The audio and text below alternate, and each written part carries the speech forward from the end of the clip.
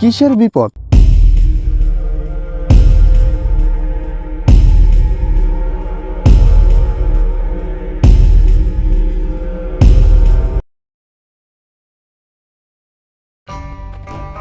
তোমরা ভাবছো এটা আবার কে?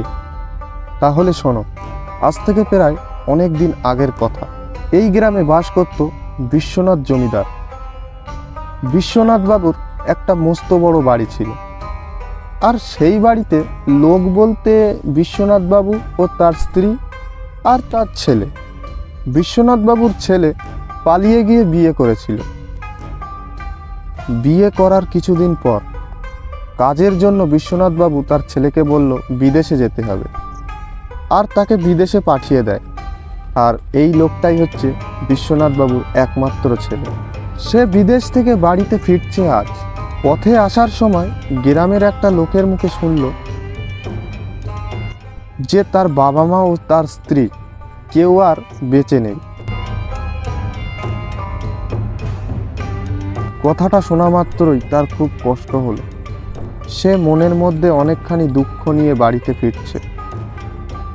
বাড়িতে ফেরা মাত্রই সে শুনতে পেল গ্রামের লোক নাকি খুব বিপদের মধ্যে আছে।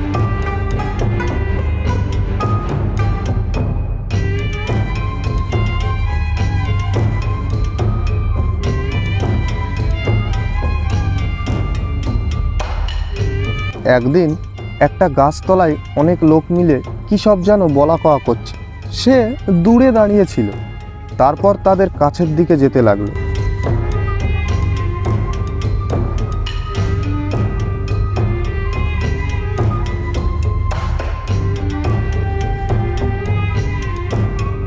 রে বাবা সুদীপ, তুমি এখানে? বলছি যে আপনারা এখানে এতজন মিলে কী সব বলা কওয়া করছেন? আর বলো না বাবা, কদিন ধরে গ্রামে যেসব ঘটে চলেছে, পুরো গ্রামের লোক ভয়ে আছে। জানি না এই বিপদ থেকে কবে উদ্ধার হব আমরা। কিসের বিপদ?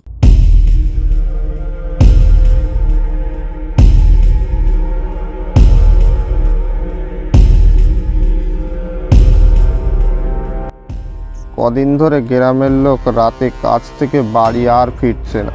সকাল হতে না হতেই দেখা যাচ্ছে জঙ্গলের মধ্যে তার লাশটা পড়ে আছে। এইভাবে অনেক মানুষ মারা গেছে গ্রামে, ওই জন্য রাতের বেলা কেউ আর বাইরে বের হয় না।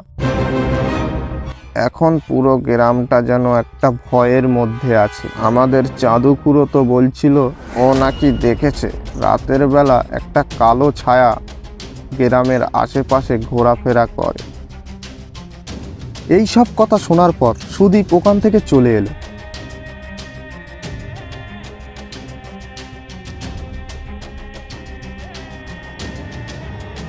রাতে বাড়িতে শুয়ে শুয়ে ভাবতে লাগলো যে আমাকেই কিছু একটা করতে হবে। হঠাৎ করে